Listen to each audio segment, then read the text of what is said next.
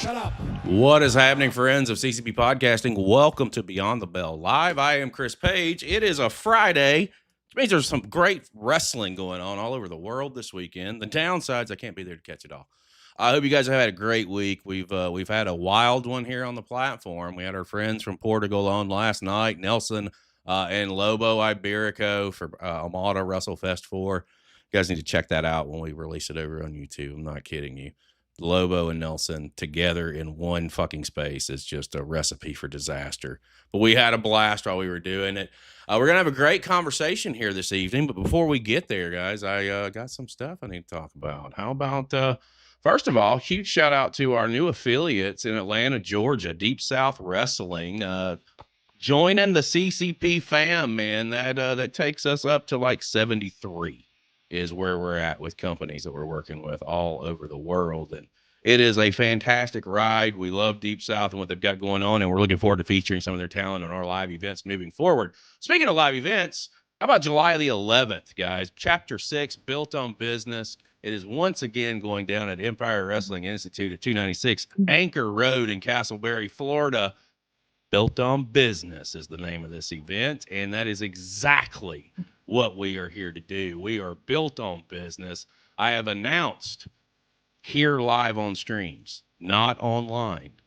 How about this first time ever match? Mikey Spandex, the king of the Spandex parade, if you will, one-on-one with the top of the food chain. Blade Brown makes his CCP Podcasting live event debut right here in Florida, and I believe his debut in Florida, period, is going to go down on the 11th. Blade just had a tryout with the WWE earlier this year, and we are going to make it very difficult for them to say no the next time. Mark my words. I have also announced privately here on our platforms, again, not public, first time ever, one more time, Matthias, SoCal Pro heavyweight champion for the last year, making his Florida debut with us in Castleberry as he is taking on Terry motherfucking Kidd, who is also making his live event debut with us on July the 11th. And I can't wait to see these two clash. It's going to be fucking epic, if you ask me.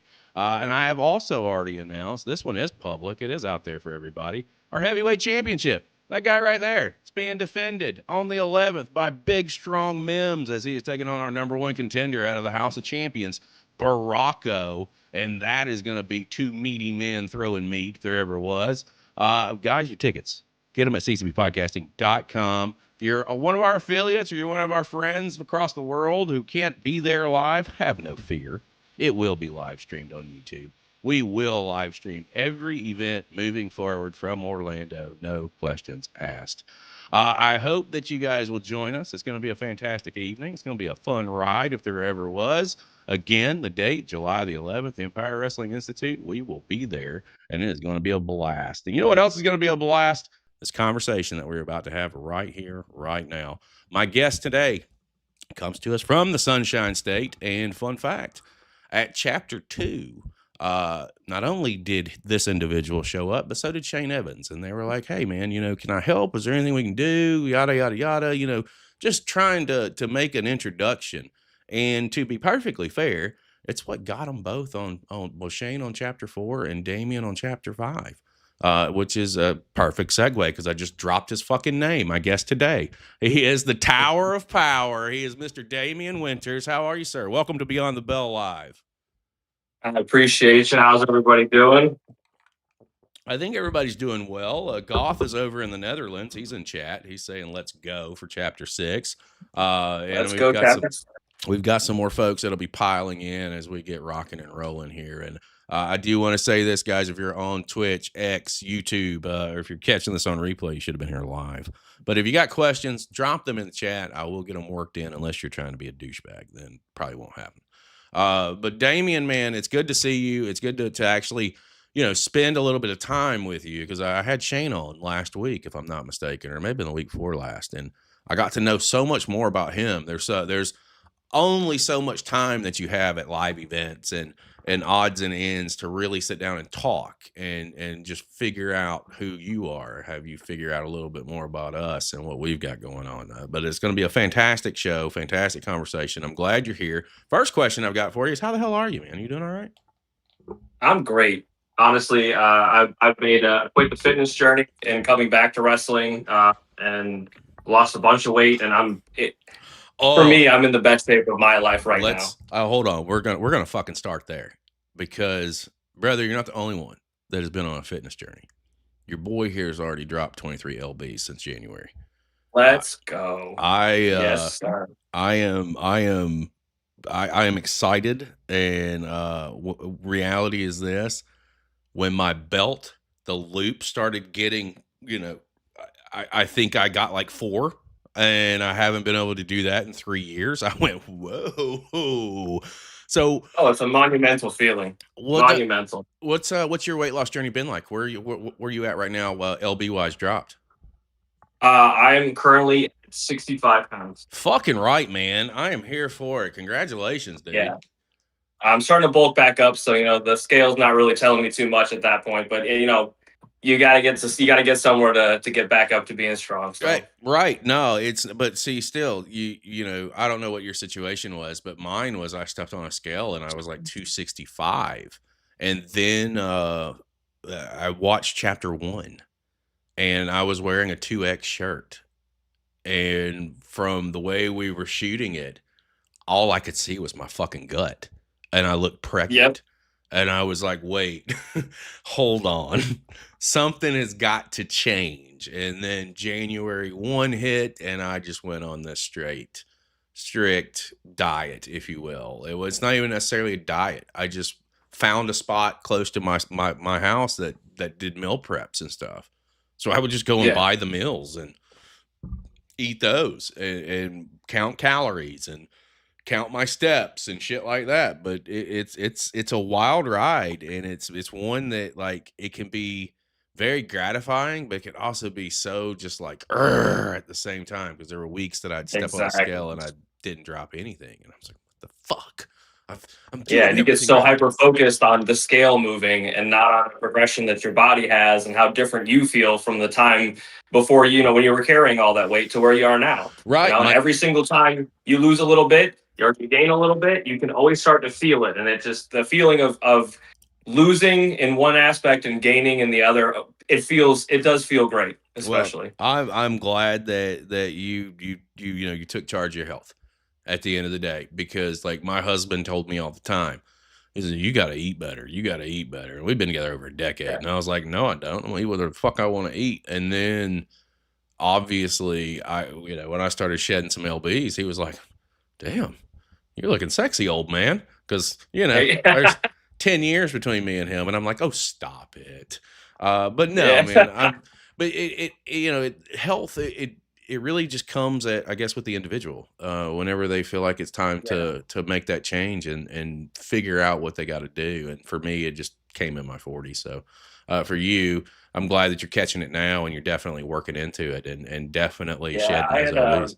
I had broken my tibia from just below my knee. I fractured it vertically all the way to the middle of my shin, and I didn't walk for 9 months. And I actually gave wrestling up completely, probably for about 9 years. And I said never again, never again. I was constantly in pain all the time, and it was something that was awful. And I was given an opportunity to get back into the ring and just kind of go through the motions and feel it out. And then someone offered me to work a match, and I worked that match. And I happened to be seen by the promoter of PWR, he said, I loved your work, and I thought it was the worst work I've ever put in. But the fact that he saw something in what little I feel I provided felt massive, And then last year,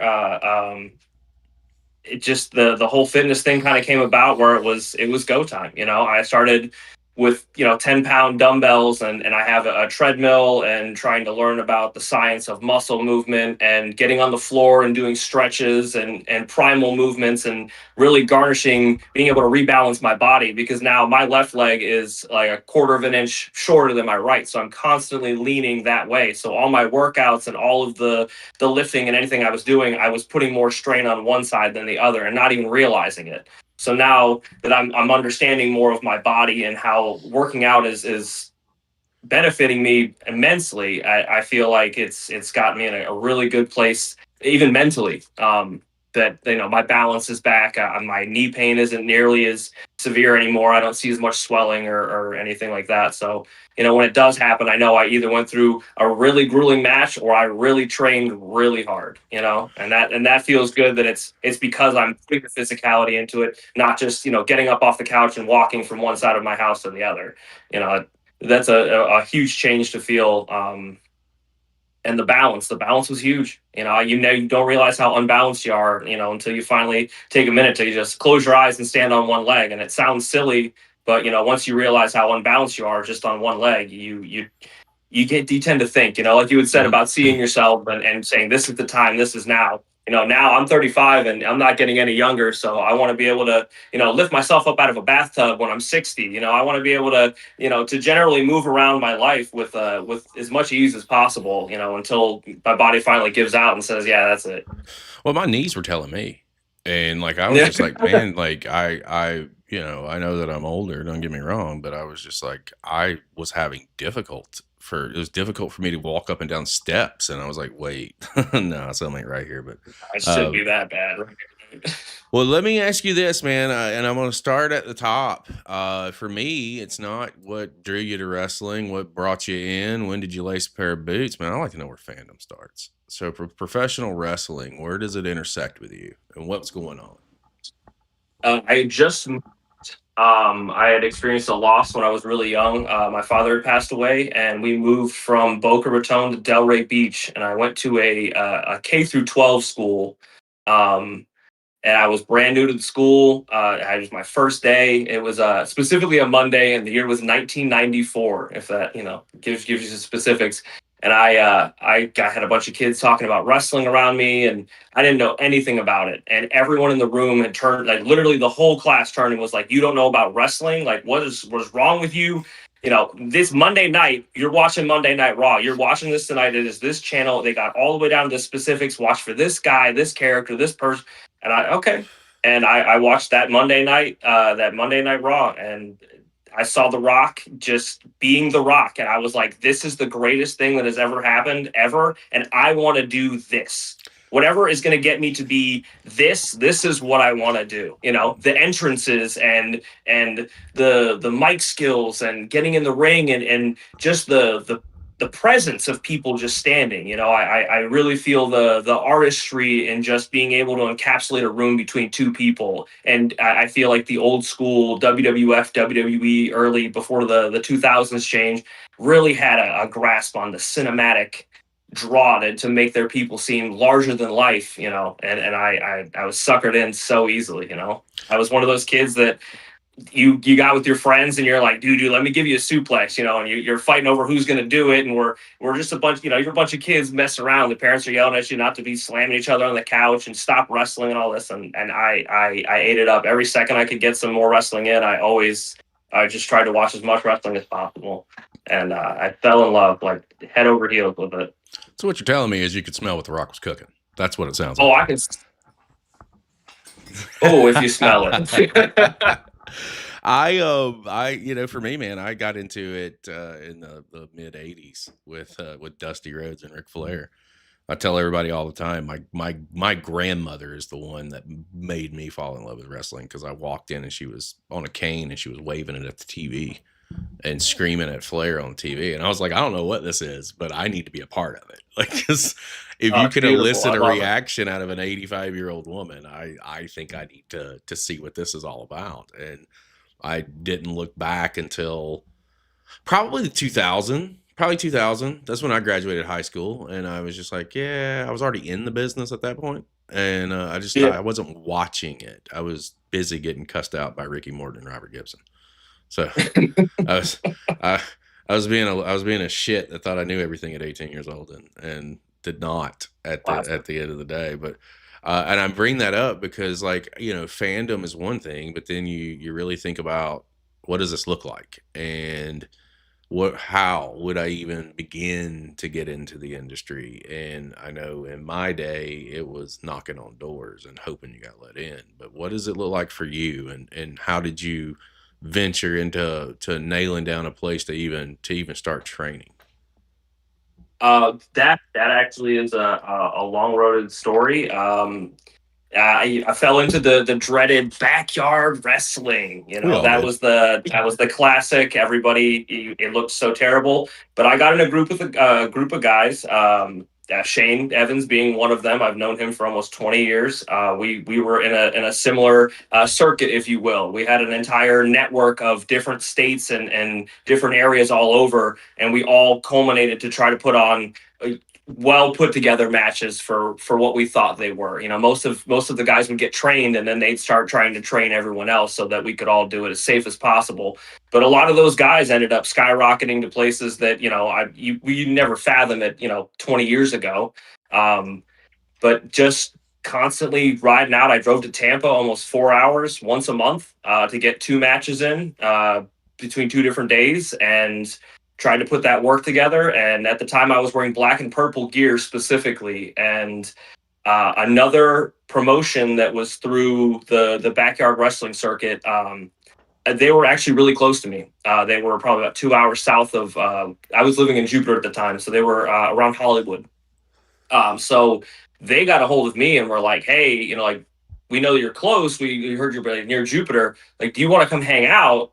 And like also, there's a training school down here. You could come train with us." And I was like, "Well, I had never really thought about putting in those motions to get into a school. It just I had been doing the same thing with my friends, and it was just kind of something that took over that aspect." Sure. And they said that they wanted to really see what I could do, you know, being fully trained. And I got trained by Rusty Brooks down in Hollywood. I used to take the train. I'd have a friend drop me off at the train station, last train of the day. I'd ride the train to Hollywood, get off the train, and I'd walk to their house, and I'd spend time, days, even weeks, even, you know, and I'd make sure that I had enough ring time for a week. And, you know, I'd take a break, week off. And Rusty was, he was tough. He was meaner than hell and the nicest person I've ever met in my life. I cherish him dearly for all the nuances that he taught me of the old school of wrestling, the old forearm, the way to throw punches. Um, you know, we would do our practice matches for him, and you know, his son was all he couldn't really get in the ring, so his son J Dog Brooks would get into to kind of, you know, point out things that we were screwing up a little bit, so he didn't have to get up and get in the ring. But there were occasions where, you know, if you screwed something up bad enough or you almost hurt somebody and Rusty caught it, he would climb onto the apron, he would get in the ring, and you would just have to wait there, and he'd walk in and he'd punch you in the face and go, that's exactly what you don't do. Now don't ever do that again. And as you know, as aggressive as that seems, it really it drills into your head seeing someone else get whopped by somebody, you know, for something slightly unsafe or because you weren't trained enough to do it. It really drove the point home. Like, this is serious. You know, as much as wrestling is maybe predetermined, the physicality is real. The bumping, the punches, the everything. I mean, it can be pulled, and there's, you know, the aspects of it that can be a little less, you know, contact. But at the same point, when you are doing it, you know, working a snug or working stiff, you know, getting out there like some of these guys that do full contact everything. There's a way to do it, but being safe at the same time. And what he taught me in that, I really appreciated, for Well, sure. let me ask you before I ask you this question. I want to go over to chat real quick because Anthony over on YouTube says, "Damien, of the matches I've seen of yours, the way you wrestle, I see a lot of Doctor Death and Dean Malenko. What do you got to say to Oh, that?" oh, oh, Dean Malenko is he's he's a wrestling god, man. What a talented. I mean, to even be compared to either is that's thank you. High First of all, praise that's from huge. Anthony over on YouTube. And Goth has a going back to The Rock. Do you have a favorite promo? Yeah. There's one. He is cutting a promo on Kane, and he's just giving Kane the business. And Kane was still in the mask at the time, and and I'll never forget it too. He said if you take your brain and a parakeet's brain and you switch places, it'll fly backwards. And I don't know why that has stuck with me, but I found that so funny, and I laughed for such a long time after he said that. I think And that one stuck with me quite a bit. I think we all have Rock promos that stand out. Goff had said For his. I sure. didn't want to give it away. His is the one on Billy Gunn after winning King of the Ring. And for me, it was, and I think it was because I was there, to be fair. It was Yeah. Armageddon 2000. And when he was cutting the promo on all the six guys, and he's like, the big show, just doing all this crazy shit. And Yeah. Undertaker Yep. rolls his eyes back. And then he got to Austin and he was like, I'm going to drink me some beers and listen to some Backstreet Boys. And I went, what the fuck am I watching? What is going on here? It was great. It was fantastic. All right. I had to get those in before my ADHD took over. Of And course. I No, no, got no. lost in the sauce. I've talked about the Rock promos and old ref rappers. It's a cherished place in my heart for sure. When you're training under Rusty, man, what strengths and weaknesses? Talk to me about yours. What came a little bit, what surprised you and came naturally to you versus something you had to work on? Really, what came naturally to me, I think, was that I felt very comfortable doing what he was asking of me. Being able to, the listening aspect of wrestling, being able to catch the cues of, as we're, running the ropes over and over and over again, and he's bump, flip bump, do, face bump, and our switch positions, like change going in, run to the corner, run the corners. Like it just, I felt, as someone who has an ADHD brain for sure, I've always been a little lackadaisical with things, or I kind of space out a little bit more than most. But being able to grab a hold of that with a quickness, it felt good. When I did have my first in ring match in front of him, he which was my first independent sort of match through FOW down in Lauderdale. He told me he didn't think I was ready by any means. And after the match was over, he was like, I haven't been proved wrong a lot of times in my life. He said, but you absolutely proved me wrong, and that felt huge. And forever grateful to him for sure. Well, I love to know about the presentation, and it's kind of interesting with the comment about Dr. Death and Dean Malenko from our friend from Anthony over on YouTube.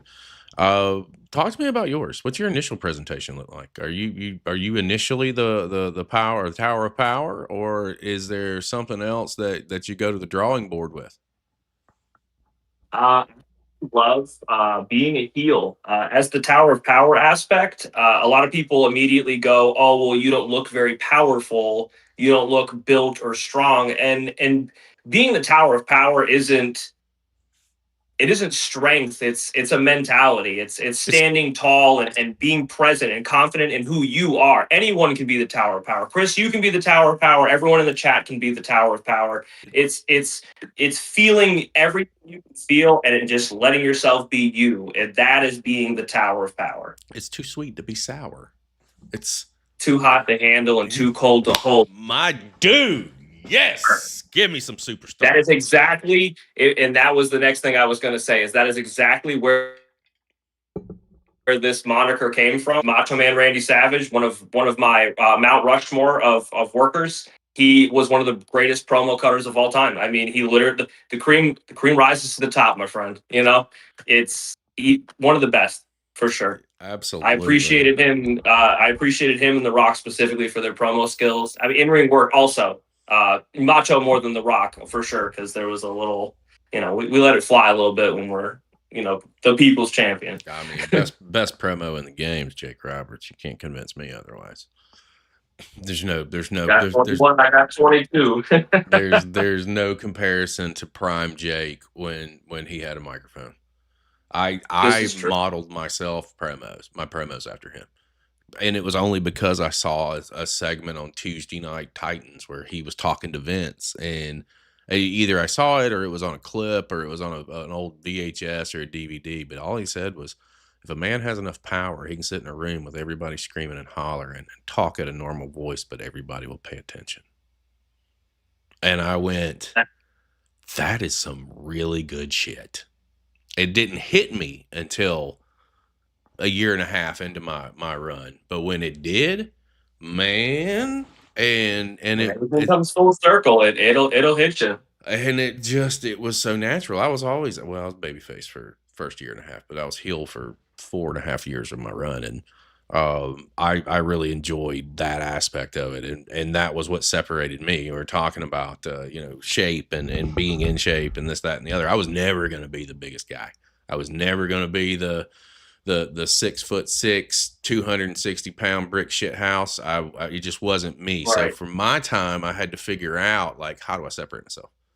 Because it's different times, different mentalities. And you gotta find a way to stand out. The crowd changing. Cardio, brother. I went the Ric Flair out, and I just said, because I would, Flair would wrestle Broadways. And from my perspective at that time, a lot of the guys that were working indie main events, they wanted those 30, 35, 40-minute matches. And I was like, shit, if I can do that, and that's what I worked on. And that was how I got to where I got to. Again, I was never going to be the biggest guy, but I could get out there and I could work and I could go. I can't do it now. I ain't done it in 25 years, 20 years, something like that. But, it just was what it was. And for you, when you're building the presentation, and, I remember, and I say that going back in the day, because I remember my debut, and my debut was fucking hilarious. And I always ask guys when they come on, I want to hear about yours. I want to hear about the day of, what's going through your head, the whole experience, because you work and you train. And something that you did mention earlier that I do not want to make light of. Yeah, this stuff may be predetermined, but anyone out there that's sitting there and thinking that this is easy, why don't you go take a body slam in the ring? Why don't you go run the ropes for 3 minutes? I'm not even gonna give you 5, 3. And buckle to buckle. If you make it side to side at least twice. I'm just saying, like, this shit it's work, and it's hard work on your body, and it takes a motherfucking toll. So you work this hard to get to the debut. Talk to me about it. I want to hear it. It was a wild day. I actually I was told that if I didn't have gear that wasn't gym shorts and kick pads, that I wasn't getting put on. And I was we were starting a tag team. We were called the Legion of Wolves, and we were facing off against Mike Vendette and Mike Monroe and Trevor Reed. They were called the Tech Squad back in the day. And they had also helped train me. So these guys were very prominent in pushing me to be, where I was getting to. And we opened the show, and it was, 15, 16-minute long tag team match. And we put on what I can only describe as it was described as, how are you guys going to put on a WrestleMania level match to hot open a show and take the air out of the room? We wanted to make it as big as possible, and I was willing to do almost every move. There was nothing that I was like, no, let's not do that, or I don't feel like comfortable taking that. And we worked together in such a way that I wish more workers would do nowadays. I feel like there was the old school old heads that were like, nah, I'm not going to take a hip toss, no suplexes. And that's how every opponent other than that tag match that I had down there had acted. It was, well, you're not going to give me any move. I'm going to bump you around for a while. You'll take the 3 and be glad that you got your opportunity. And, you smile it and you let it happen, and you roll with the punches. But that match was absolutely dynamite. And still to this day, I go back and watch it consistently just to see Rusty's face in the corner, just ear to ear smiling, like he had accomplished something by putting me up there and saying it was okay to do it. But I had gotten my first singlet. I actually still wore it. I wore it to the last show that I did for you.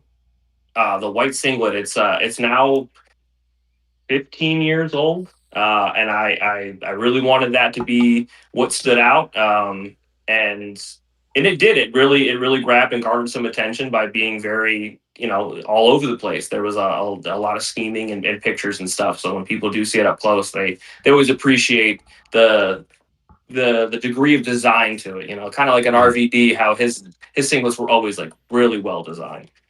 Big fan of a singlet, and most wrestlers that wear singlets. But that singlet showed up probably noon, and it almost didn't. It showed up at noon. I got into my friend's car. We drove as fast as we could down I-95 to Hollywood, so I could have my first independent professional wrestling match. And just what a time to be alive, you know. It really felt like something special happened that day. It's because it did.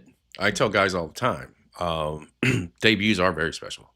They're special to me anyway. Yeah. How I perceive them. And what's so really interesting is when I'm traveling and I'm going to see affiliates and I'm checking shows out, and or even if I just pop up at a show, if I find out that somebody's debuting there, the last time that I'm aware that it happened was in Southern California in March. A guy named Anthony Zalea. I had him come on the show after the fact, but he, you know, it's one thing to watch tape. It's one thing, even like for me, if I'm doing a watch party and someone's debuting, okay, it's great, and I'm still invested, and I love it. I'm here for it, but it just hits different when you are in the building when someone is debuting. And I told him, walked up to him after the show. I had a moment with him before the show. He was pacing back and forth, and I was like, "You're gonna be fine." It's like, you don't know who the fuck I am. You're gonna be fine. He's like, "Oh, I know who you are," and I was like, "Okay, cool. Then listen to it. You're gonna be good. Just you got this, right?" After the match, I let him deal with the fans and all that shit. But I made sure I walked up to him afterwards and I said, "You do realize that we are connected for life now?" And he was like, "What do you mean?" And I was like, "There's probably thousands of people who saw this live, on a live stream, and probably couple thousand more will see it when it comes out on tape delay or whatever. There was only a couple hundred in here that got to experience this with you. So you're not only connected to me, but you're connected to everybody that was in this building because they were here and they are going to remember it too." And he looked at me and he was like, "Damn, I didn't even think about it like that." That because they are special. You know, when you say it's special, it is. And unless you've worn a pair of boots and you've experienced that, then you're not really going to understand and know what that really feels like, because you only get one. It's just like, winning a championship for the first time. You only get one first. And you're going to remember that over anything else.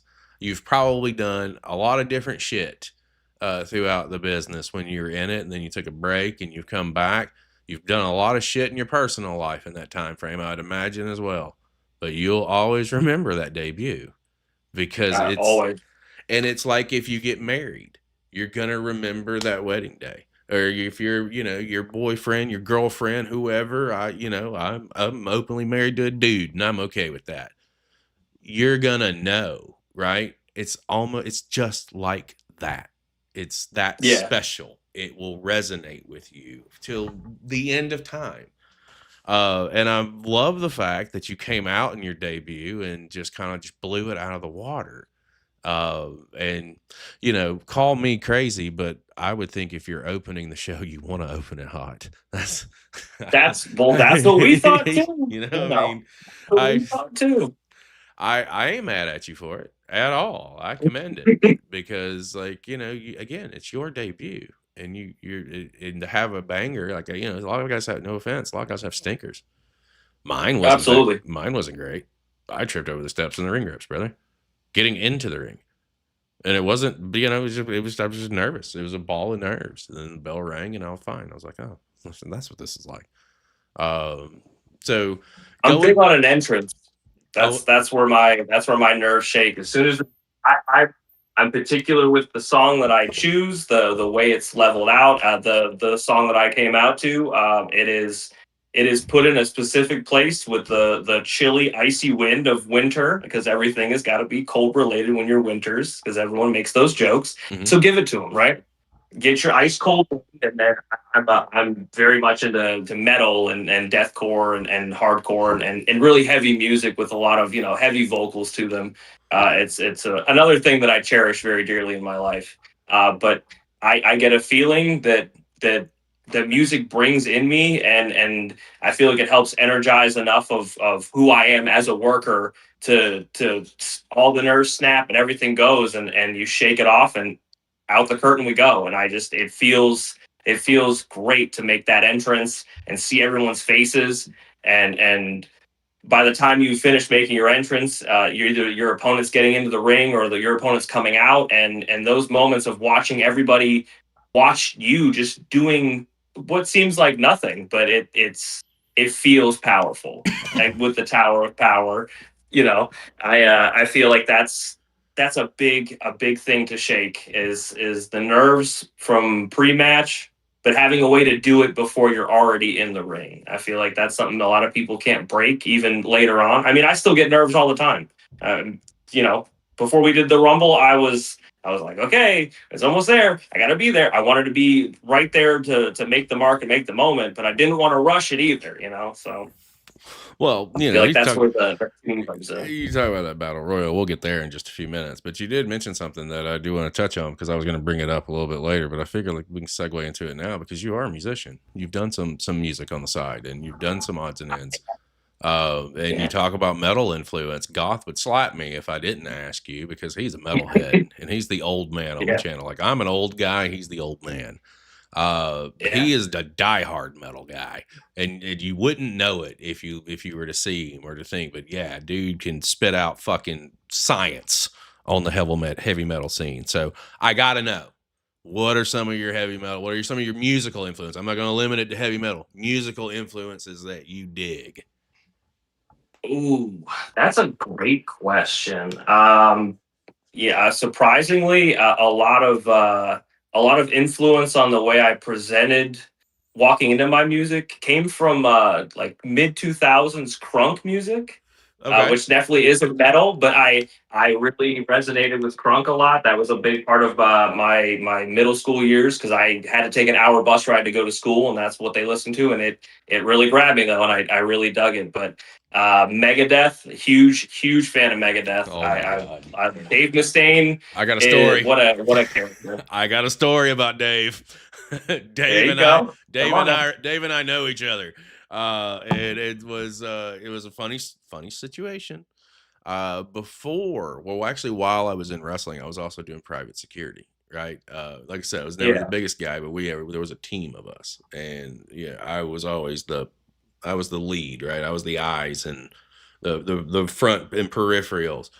We're doing a NAMM fucking show, and it's in San Diego, and they don't tell us, right? Like they just say, hey, you have a detail. You don't get the name or nothing until you are about to walk out to go and meet whoever, wherever at the time you're supposed to be there.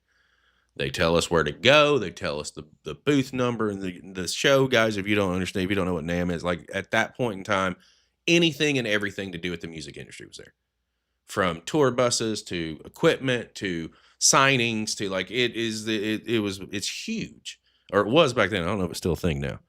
Get to the booth, it's fucking Dave Mustaine, and I walk up, and my supervisor and superior was there at that time, and he was like, "Listen, he's really weird. Just get him out." He gave us the route, et cetera, et cetera. Get him out as quick as possible.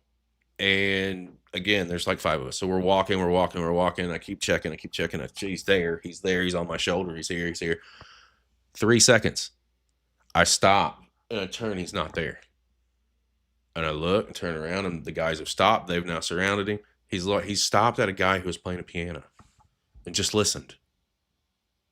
And to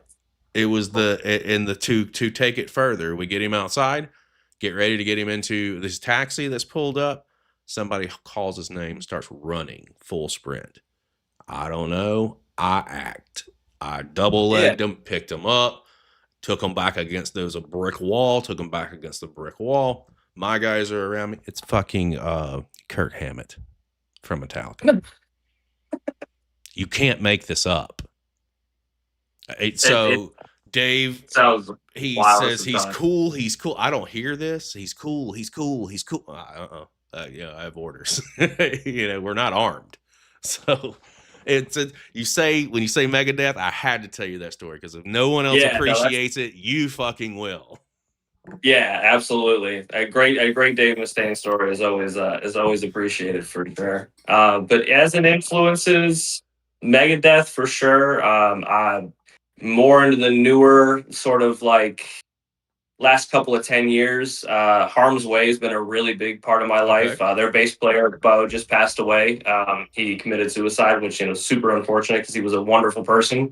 I had the chance to talk with him a couple few times. When you get into crazy fandom of a band and you meet him a few times, you always try to chit and chat. And we ended up shooting messages back and forth on Instagram for a few years, and we kind of faded off, but it was still really cool to have that as an aspect of my life that I got to talk a little bit with some bands that I really enjoyed.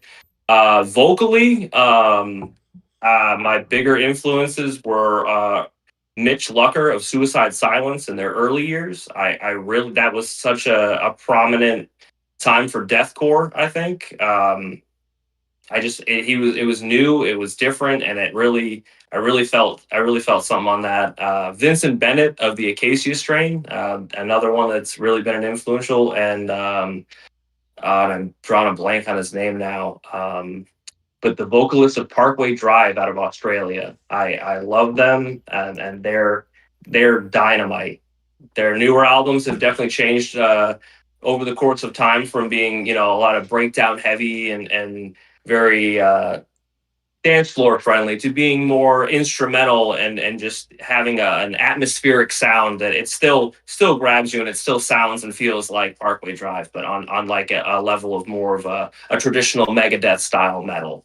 I love seeing a transition where it actually works, or the music actually sounds good and still holds that same true value of where they started. They've been Mhm. rocking for God, 20 something years now. And I think they're just a phenomenal band all around for sure.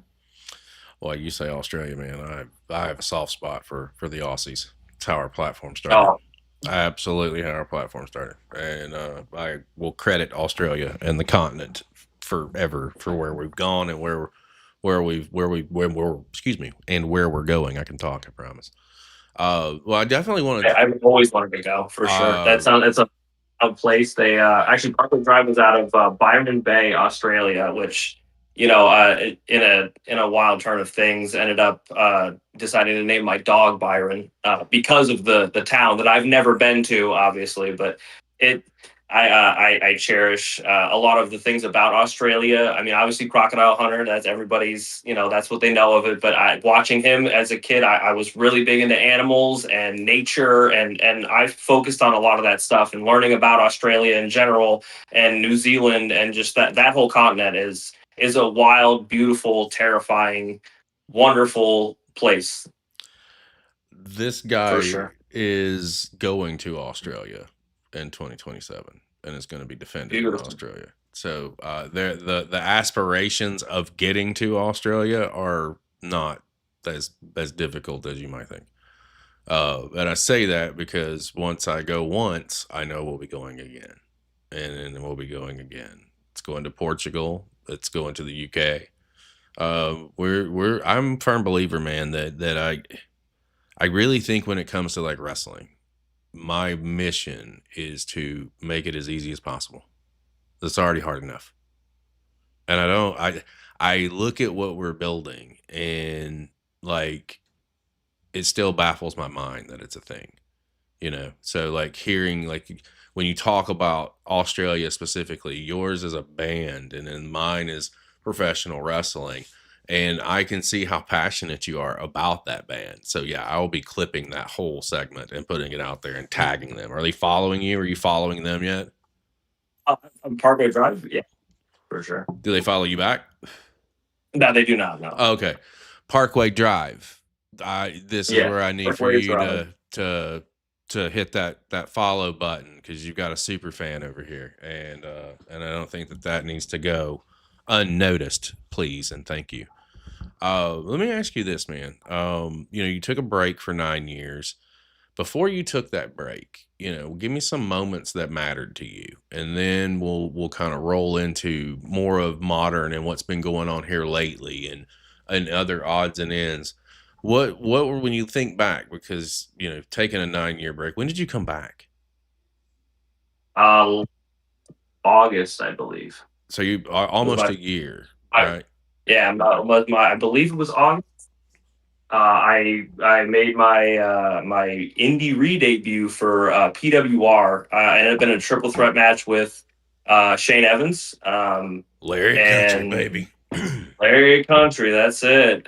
Shane Evans and Vertigo in a triple threat match, and it was another dynamite return into the ring for me. You know, I can't 2 for 2 on a comeback, so that's, you know, I felt really good about that too. And even, you know, speaking of people like Vertigo, you know, I'm grateful to have gotten a chance to work with him, especially just kind of waltzing back into wrestling again, and all the kind things he had to say about me and my work for, you know, how little we did end up interacting in the match. I just, you know, yeah, him giving me some solid advice and just being a dynamite vet was really nice to see, for sure. I've always had positive interactions with him, off camera.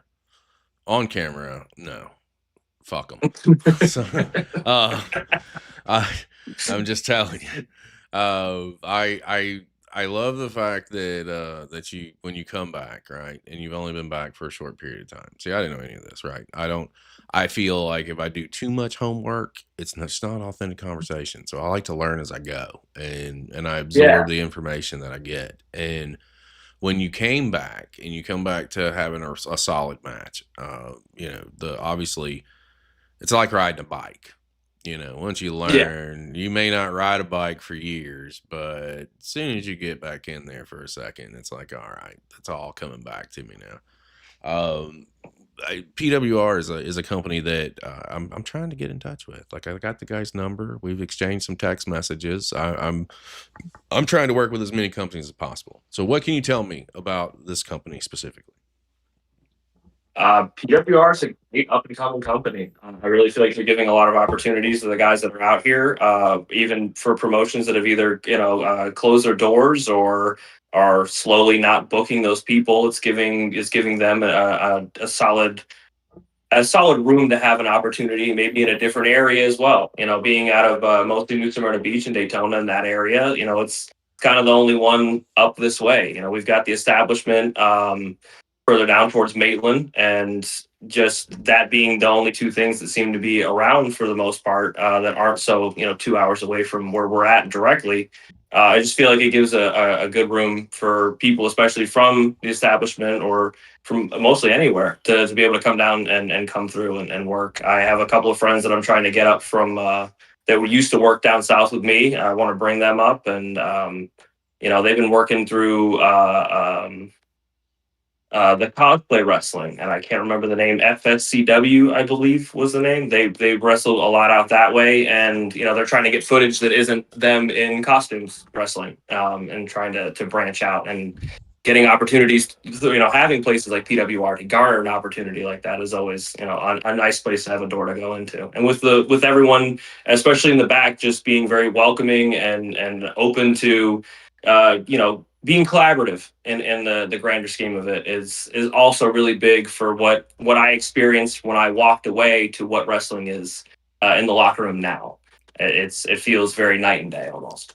Well, when you say collaborative, now you're talking my language, because that's the name of the game. And for me, it's about trying to just do my part. I see where there's a lot of negativity, and while it's easy to get negative and it's easy to do that, like, I would just rather do something positive. I would just rather try and use what we got. On that same aspect, I will say this: there is a almost a toxic positivity to a lot of how people interact as well, though. You know, there's the grouping, and every room you go into, people will be in their groups because they already know each other and that kind of thing. The only thing I really see in wrestling these days that I feel like could be a little less presented is giving someone far more credit for what they did in the ring when then they walk away and you are like, that was terrible, dude. Like, I don't, it's, you're boasting up somebody for what they did, or instead of guiding them to say, hey, you know, maybe next time you go for a hip toss or you do your wrestling punch, you know, do a little something different, instead of just being like, you did so great, you're so awesome. just to, waltz away and have them be like, ugh, Well, that's I feel what like you, that's. you saw how I handled that. Like I had everybody, what'd Mhm. you think, man? What'd you think? What'd you think? I was like, brother, I didn't watch. I had to film. I had to get a camera out because we didn't have one of my camera guys didn't show up. So I had to. I watched it through one lens. When I see the hard camera and then I put it together, I will let you know. If you want to know, I'll drop a message out there and say, hey guys, I've seen it. If you want anything, DMs are open. Right, right. And they'll take advantage of that. And then I'm just honest. I don't feel like I should lie to anybody. And like, I'm not going to go out of my way to deflate somebody, but I'm just going to be like, all right, there's some rough spots here. Or Yeah. here's what I liked. Here's what I didn't like. And this is just my perspective. And for me, it's like, I know what a lot of our affiliates are looking for. So I'm Right. also trying to figure out how I can open doors for people everywhere in different spots and Right. different areas. So it's just a different game. And but I believe that you should be 100% honest with people because they're not going to get Always. better if you're not. If you're I'm prominent in letting people know that I don't think I'm that great. I'm just straight up first and foremost. It is not a come tell me how good I am thing. And if I screw something up internally, or maybe if it isn't a screw up, maybe I just didn't do it exactly how I felt I could have, or I didn't lay something in just the right way, or I didn't do this move and feel like I did it to the umpth degree of how I feel I should have. I'm very hard on myself. And I feel like maybe to a detriment that I'm hard on myself, and I can garner that I am a good worker, and getting feedback from everyone else, I take that in more than I try to put out. Like, because this person said this, I should tell everybody that's how it is. No, if I thought I didn't do great, I'm just going to say I didn't do great. And if everyone else thinks I did great, that's amazing. That means more to me than you know walking in the back and everyone just being like, dude, you did so awesome, and then same thing, walk away, and but yeah, that's it comes to personal preference I from that. you know I wish that wasn't a thing, but and that's unfortunate too. I hope that doesn't happen at my live events because I'm not a fan of that, and I will let that be known. I love ultimately how our paths crossed. Like you guys, you and Shane. I didn't know who either of you were at that point when you came up to the show, and I think I'd seen Shane on a poster at some point, but everybody at that point was trying to talk and get a minute or two here and a minute or two there. But I got the chance to meet you there, and then I had Shane on at chapter 4, I think. Did he do? Yeah, he did. Yeah. Because I was the last fucking 2 days before or 3 days before or something like that, or maybe it was a week. I don't know. Still really late. Uh, and then I had this opportunity at chapter 5, and how that opportunity at chapter 5 came about was, I hit Shane up. I was like, dude, I'm in a spot. I was in a spot. I just call it what it is. I thought we were going to get an extra match from 1DP, and it didn't happen, and I had to kill 20 minutes. I was not prepared for that, and I had to make some real quick decisions and real quick situations and have conversations. But Shane threw your name out. He was like, you mind if Damien wants to come? You met him at chapter 2, and I said, that was the guy that was with you. He said, yeah. I said, well, come on. Yeah. And you guys showed up.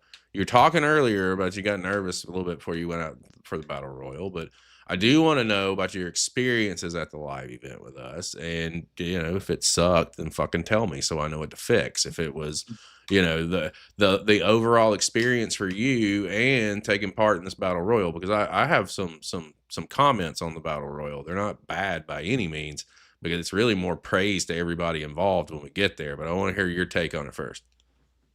So the live event, the actual atmosphere, when our rumble was over, I made sure to sit out in the crowd to just try to watch the talent that you had brought in, because a lot of these guys I either had heard of in passing or I'd seen before. And I'm first and foremost a fan of wrestling before a wrestler. Always, I love professional wrestling. Period. So being able to see new talent and seeing who's out there, just being able to get eyes on people is really nice. But the locker room, I can't express this enough. I have not had more fun in a locker room ever. I was having an absolute blast. Everybody was great. Everyone was really professional. And I mean, for the space that we had back there, we really made it work. And I shout out to everybody that was back there, because that everyone was just welcoming, and we were laughing and joking, and just it felt like a brotherhood, or we're all on the same team. Just the camaraderie was wild. I really appreciated it. Well, I think But that isn't the first time that I've seen that from a CCP. And, the first one that I went to, even just in watching, was everybody was still super cool. Even people I already knew were like, "Hey, come meet this person." I made connections with different people here and there. People wanted to follow me, and different things. And coming back into this and seeing people being like, "Hey, let's chit and chat, and let's shoot the shit." It felt really nice to have that level of camaraderie between everybody, for sure. Well, I'm very kind of specific, you know.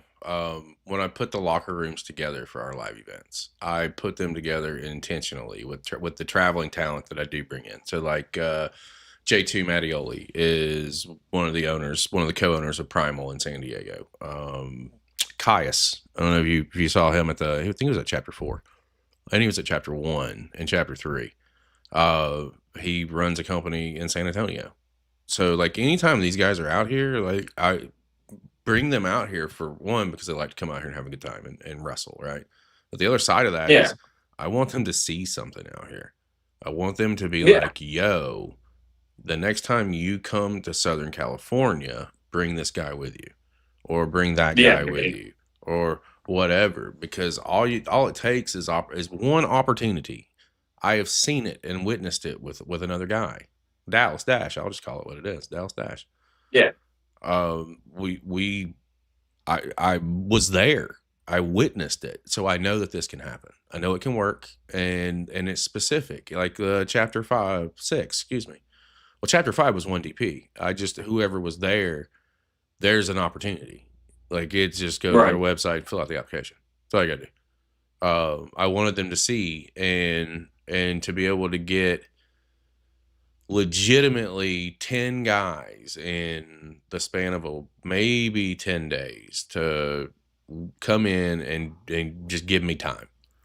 Hopefully the bigger result is that it gets you a gig with them at some point in time. But the whole deal is so specific. Skrilla the Great, whenever he's in town, he's heavily connected in Atlanta. Mims, whenever he's in town, obviously heavily connected. Like, I want them to see something. I want them to go back to their people and say, hey, you need to check this guy out. You need to check this guy out.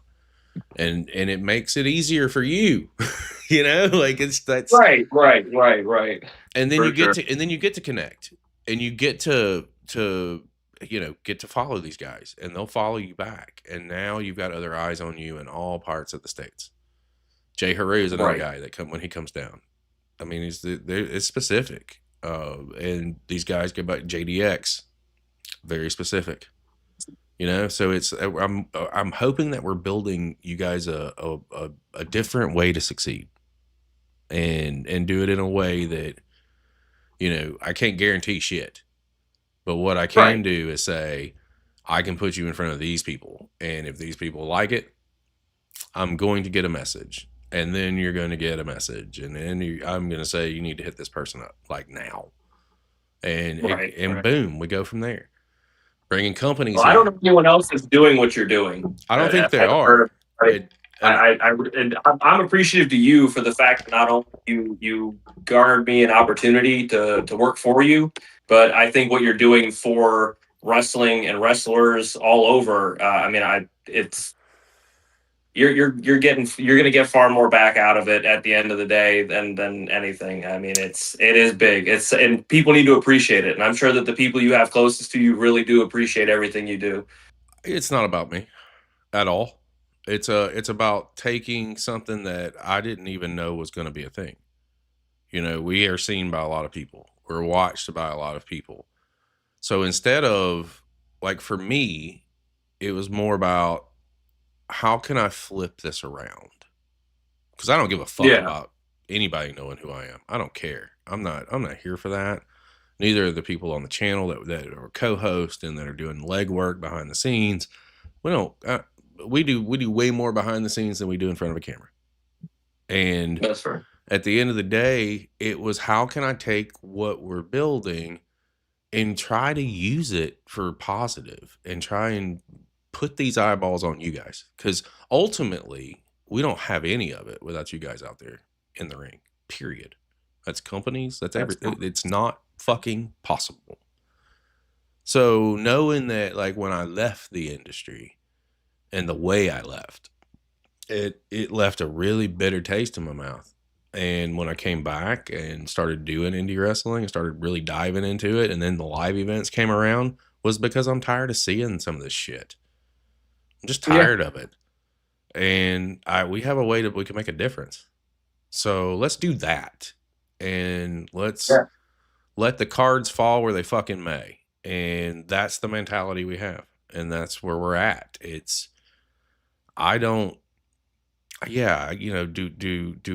I have a lot of companies? Yeah. That fucking hit me up. Do I work with? Yeah. But I would do that if there was a camera on me or not. You know what I mean? Oh, absolutely. So it's like, I don't know, brother. But at the end of the day, it's about y'all. You know, you guys come when I do these Beyond the Bells, I'm literally here to find some of the best moments in this conversation and put them out there, and because you will connect. You know what I mean? Like, that's all you have to do. Right. You don't know who's watching, when they're watching, or how they're watching. I say it all the fucking time. So it's true, and it just takes the right person. Oh shit, DAMIEN WINTERS _. Let me hit him up real quick and see what he's got going on. You know what I mean? Like, it's how this shit works, man. And if we utilize it that way, can't nothing go wrong. Right. Know? Exactly. Exactly. With you coming back to the Battle Royal and doing that, first of all, thank you publicly for just coming in. You know why and the hows. But you know, coming in and just being able to be there, number one, is cool. But something that did happen in that Battle Royal, and I almost got nailed by you and didn't even realize it. That's how much I was not paying attention. I got into the ring for the first time in 2 decades and threw a wallop at old Samuel Kincaid. And rumor has it that Kincaid might be showing up at Chapter 6, and that's not why I'm bringing that up. I'm bringing it up because for me to slide into a ring for the first time and just to throw a punch, that was a big deal because of how I left. I left because I fell into the dark side, brother. And just, it was not good. And I got to do that little spot. And in the process of that, I think you were walloping on Marshall Moore in the corner next to me. And I just happened to turn my head and you were coming this way. And I was like, let me get out of the way here. You almost ran me over, brother. Well, you almost made me blow my spot. How dare you?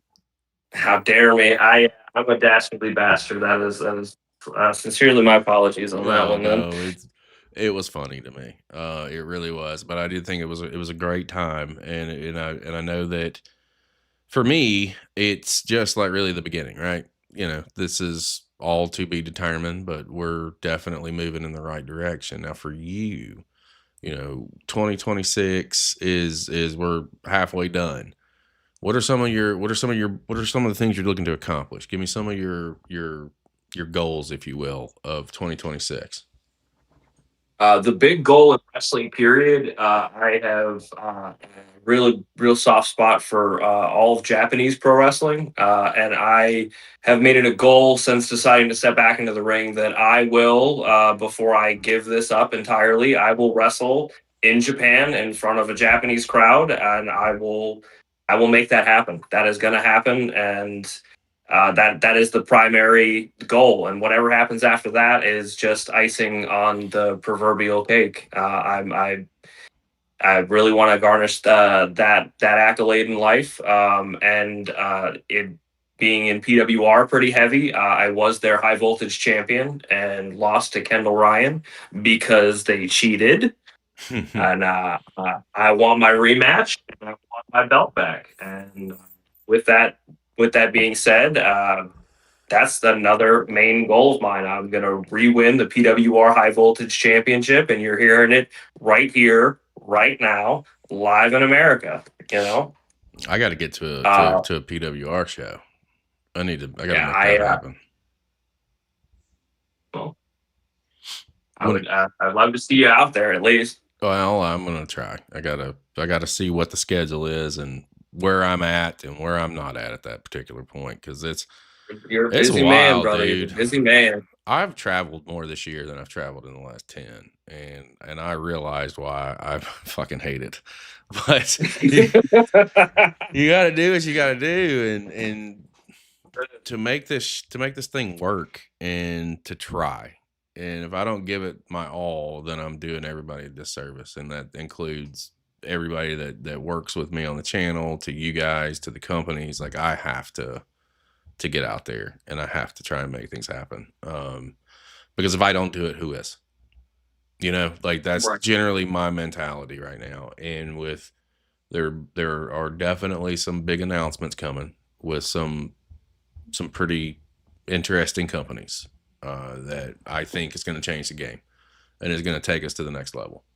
And that is ultimately the name of the game, is to how can we maximize this and get more eyeballs on what you're doing and whoever is on our show, whatever your role is on the show. You know, it's like I told you guys for the Battle Royal, this is why I say I want to commend you all.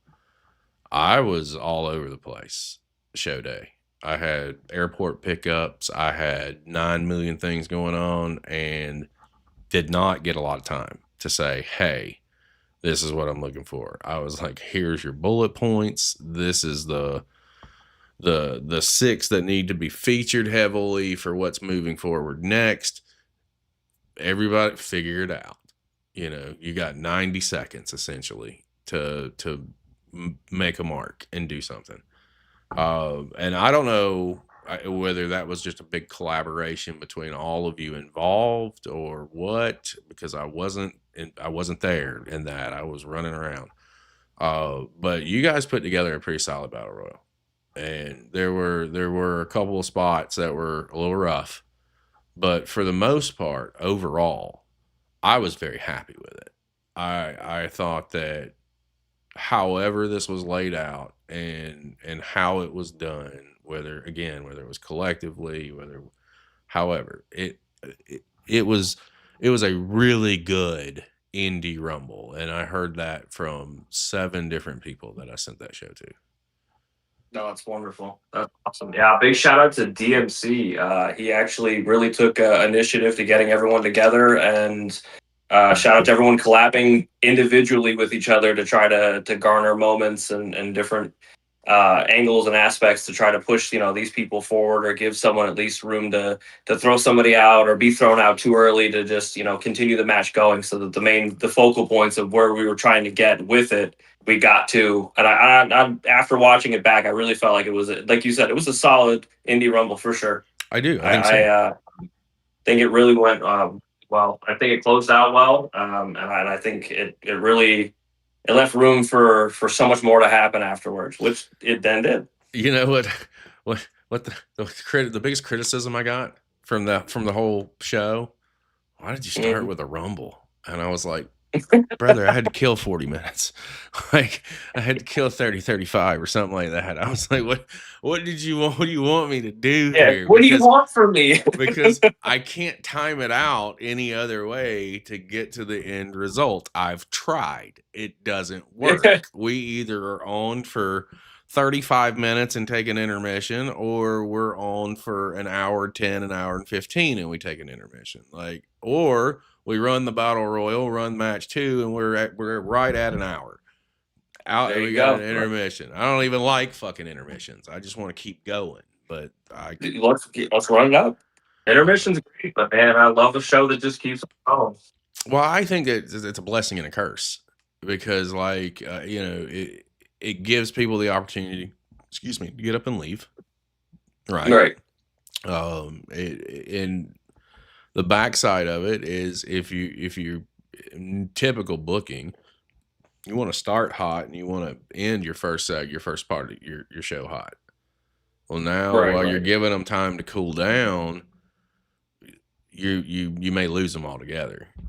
On the backside of that is people don't like to fucking sit forever and they want to get up and they That want to move around and they want to, so it's a blessing and a curse. But let me ask you some of these questions here as we start winding things down. So I first of all enjoyed this conversation. I think well we just kind of been all over the place, and that's what I love about these I sometimes is love they're just it. I great. love it. This has been great. It really has. You're under no time. You need to think about it. Think about it. If you don't, then you got them right there. That's perfectly fine too. And I have learned independent wrestling is on fire everywhere, on every continent. Now you mentioned Japan, and I do want to touch on this. Japan is the only continent that I'm not in with, and I blame Logan Paul for that. Just so we're all clear. But at the end of the day, I have friends who go to Japan, and they're definitely working on 3 avenues right now, but we're not there yet. We have people in Japan who watch, so if you're watching and you see it in subtitles, get me in touch with a Fed. But at the end of the day, it is truly on fire everywhere. And I'm curious, with you and just getting back in, you're coming up on a year here in the next couple of months of back in active competition. You're in Florida, but where are some other companies that are out there that you've got your eye on? Some places that if you could get the opportunity, where are they? All over, really. One I've been keeping an eye on a little bit that just kind of fell into my my Instagram feed was 907 Pro Wrestling out of Anchorage, Alaska. Yep, very familiar. I thought Alaska, what a wild place to have a professional wrestling fed, and it's about putting together I guess a resume per se, so I have something to send out to people, trying to build those kind of things now that I'm stepping back into this, and was planning on shooting them a message and seeing if ever they need somebody, or just to make a wild trip somewhere. I have a friend that runs a professional wrestling promotion out of Tennessee, and I'm going to be trying to do that here before too long. I think we're making a long trip up there with a handful of us. And nothing too crazy outside of that. I do have another friend that is trying to get in through Canada. He doesn't have anywhere specific, but he trains with a lot of TNA's guys. And it said that there are quite a few feds out there that he's trying to keep an eye on. Unfortunately, not having names or anything for you is kind of shit in the bucket. But no, I got those are all kind of places I'm getting eyes on and trying to get out to. You know what's crazy? Legit. You know what? I'm not gonna tell you who sent it. I'm gonna read something that I got on my way home from work today. Again, you can't make this shit up. Where's it at? Where are you at? There you are. Wanted to update you. Reached out to Beep. We talked a bit. Beep sent me to another person to help me get an opportunity in Canada. Thank you, and I appreciate your help. Today. Small world, man. So Wow. let me see how that pans out before I go further. And if that pans out, then I will send you that same information. I want to. And also UWA from Ukraine. They followed me back for a while. I have a friend that, or garnering a friend that works through them, and I'd love to get out that way to try and work with them as well. I love it, man. I love hearing it. And with companies come opponents. There's got to be people out there that you want to work with. People out there that you've got your eye on, whether they're here in Florida, whether they're internationally. Who you got? Well, for WA Ukraine, my friend Jake Colby. I really enjoy his work, and he's also, me and him going through the fitness journey and following each other and stuff. It's been a great friendship to garner. I definitely want to work him. Here close by, Raylan Bennett. I feel like him and I would have a dynamite match. There's a masked wrestler I think he's further up in Philadelphia. Common MK. He's kind of got like a more anime style gimmick. But I through Common Rider, which is what garnered me to watch his stuff, and I really like his work. Skits out of Coastal Championship Wrestling. I love his work. I think he's great. Him and his tag partner just won their tag championships, and I think everything he does is just is dynamite. It really is. And he great guy. Him and I actually worked each other in Kaiju Big Battle at MetroCon last year. So it wasn't necessarily quite a wrestling match per se. But we did, we did get in there, and it was, we both had said, if we ever get the chance to, we'd love to work one another in a singles match. Cause we gelled so well, just getting out there and getting it done. Another one that's come across my Instagram feed is the Denim Dolphin, Jewel Z out of Philadelphia. The afro, the 80s disco give, the whole, I dig it. I think it is great. I like that people are expressing themselves far more than just being, the muscular wrestler guy. We're really letting ourselves just exist out here. And I really appreciate stuff like that. And then of course, I gotta shout out my regular homies. Shane Evans, obviously the Element. He's known him for a long time. Any chance I can get to work him ever, I mean, I'm glad to take it. Drake Xavier out here in Florida. He's the National 20. He's awesome. He is a phenomenal worker. I've known him for a long time as well. We just worked at the last PWR show in a fatal four-way with Bobby Chrono and El Pollo Loco. And any chance I can ever get to work him in a singles ever, I want it. And Kwame out of PWR. They're the new PWR heavyweight champion. Kwame, him and I faced in a singles match not too long ago, and it was probably one of the best matches I felt that I've done or had, and how smooth him and I worked together was just, it was something else. You get one of those opponents where you made magic, and when it happens, it happens. And any chance I get to work him too, or to get him out there, any one of them to get them out there to be working anybody, they're all great. They're all exceptional workers, and I really feel like they need to be in the forefront of eyes for sure. Well, I'm gonna tell you this, man. I'm gonna get you one of them for one of our chapters this year. So I'm gonna leave that decision up to you in Florida. So we'll work that out and make that happen later on this year. We got our July show, then we're off in August because I think we're traveling, and in September, well, there's probably gonna be another battle royal because I've got Caius and his company coming in. And he's coming in to scout because he's now bringing some Florida talent out there. Like we've worked in a little arrangement. If he books anybody from Florida, like I will assist if I need to make some opportunities happen. Delgado's going out this month, I think, later on this month. Yeah, that door's open, and it won't, he won't be able to bring 6 people. But he'll be able to like filter in a couple. Marvelous was out there in February. Oh, really? Yeah.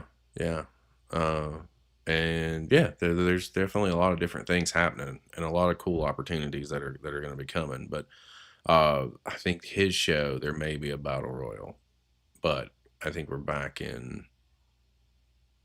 Wait, where are we at? What am I thinking about? September. I know we're back in October and November, so either October or November, I'll get you one of those matches if it hasn't already happened. And that's my thank you. So let me ask you this: this platform is always about hidden gems, finding them, discovering them, or them discovering us rather, because we just throw on a random show and whoever connects. It's built on those hidden gems. So, according to you, and I ask everybody this, is who should we be watching? Who are some talents out there that we should have our eye on?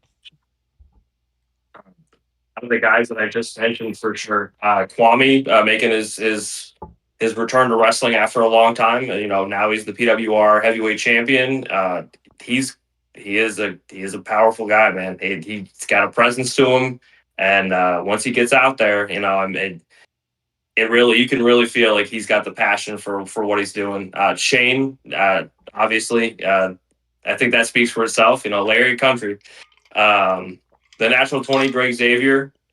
I've always really enjoyed his work. I've seen so much of what he's done over the years and how he's pivoted from one way of working to another. And I really feel like he's definitely needs to be in the forefront of a lot of people's booking options. I really think that he's someone really solid. He's a really good dude, and I really think that he should be getting out there a lot more than he is, at least, for sure. Okay. Well, I like hearing that, and I like hearing some of those names because I'm not familiar with them. And again, it's in my own backyard, but my backyard is the world. So Exactly. Yeah. it's hard to kind of keep up. There are days that I don't know. To be honest with you, I was checking my schedule last night when we got off the air with our friends in Portugal, and I was like, oh, I think I'm off tomorrow. And I looked at the schedule, and I was like, oh, I'm not. I am absolutely not off tomorrow.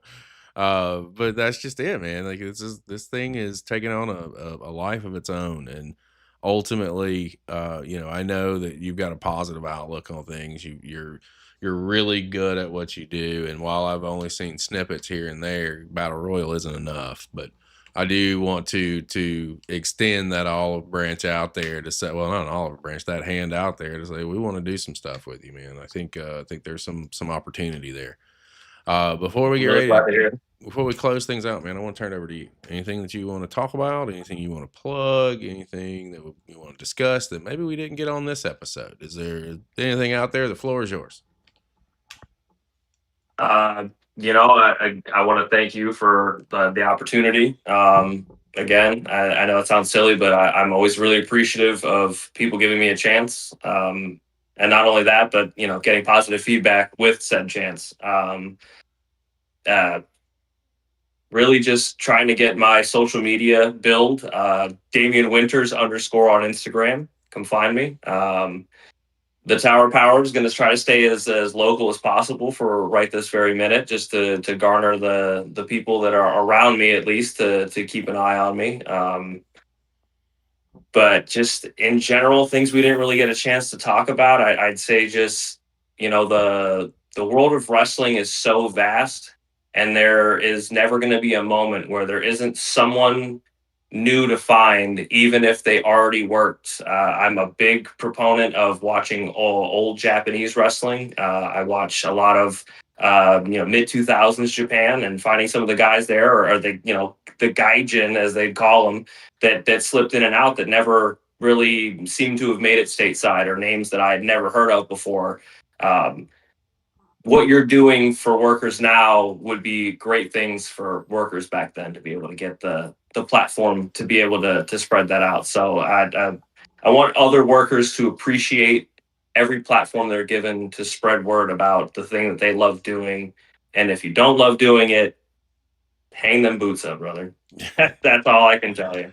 Yeah, I'm gonna tell you this, man. Like, they say hot dog and a handshake. That's exactly what this is. Like I told you, we don't make a whole lot of fucking money. We don't, and what we do, it goes right back into what we're doing, man. Like it is what it is, and we got to keep the train moving, because the wrestling is a monumental machine that's gonna keep moving with or without us. And if we're on it, we need to take the ride and ride it the best we can. Leave it better than I found it. That is what I'm trying to, what we're all trying to do, is what I should say. But yeah, I say these first conversations coming in, they're surface scratchers, dude. It's just a way to introduce you to the audience further, to introduce you to the platform, and the door is always open for returns. And I'm sure we're going to set something up here down the line to do a follow up and a catch up, maybe after we get you one of those matches that you want, and then we'll chat about that. But guys, again, the easiest way you can show your support is by sharing, and subscribing. It has been on the screen the entire show. It is indeed DAMIEN WINTERS _ over on Instagram. Go out and give him a follow. Check out what he's got going on. Share his shit. Like, that's that's the whole name of the game, is to just share the stuff. You don't know who's watching, when they're watching, or how they're watching, but they are watching, and all it takes is the right person, and it can change somebody's lives. We know we've done it several times just because we've put it out there and we've tagged the right people at the right time, at the right place, and it works. That's all you got to do. It's free. It doesn't cost you anything. If you're not following us at CCP_podcasting, first of all, why the fuck not? Because nobody has their fingers on the pulse of professional wrestling all over the world than we do. We've got affiliates on just about every continent. We are bringing you live streams every fucking day, it seems like. But at the end of the day, this is all about growing. It's all about collaborating. It's all about working together, because if you do work together, you can build something that is going to be pretty fucking special. We are on the road to doing just that. For my guest tonight, Damien Winters, I am Chris Page. Do not forget, July the 11th, it is Built on Business. Mims defends that guy right there against the #1 contender, Baracco. Get your tickets at ccppodcasting.com. We will see you next time.